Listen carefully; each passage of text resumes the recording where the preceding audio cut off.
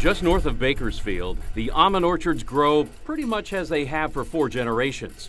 That's how long Tom France's family has farmed here. And you went with the soft shell variety. Well, this one's a little harder than the other tree on the other row. But about a year ago, Tom couldn't help notice an oil company's huge operation in an orchard near town. My intent was to take a movie if I saw anything interesting. His movie showed Vintage Production, a division of Occidental Petroleum, drilling and then fracking one of several wells that tap into the Monterey Shale oil field.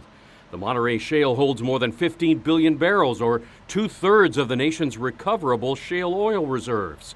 But it's what came out of the Vintage well and was being dumped into an unlined hole in the ground that really caught Tom France's attention.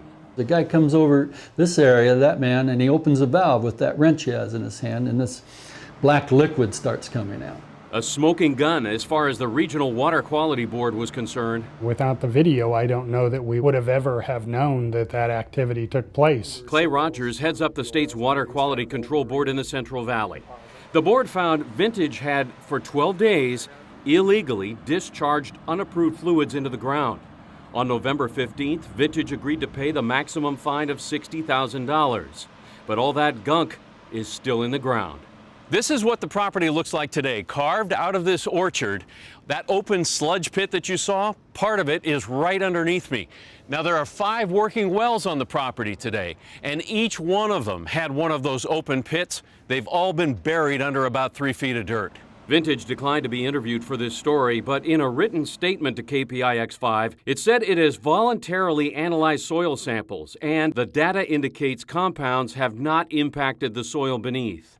But the Water Board says there'll be more testing, and if it's determined chemicals are leaching into the soil, Vintage will have to dig them up and remove them.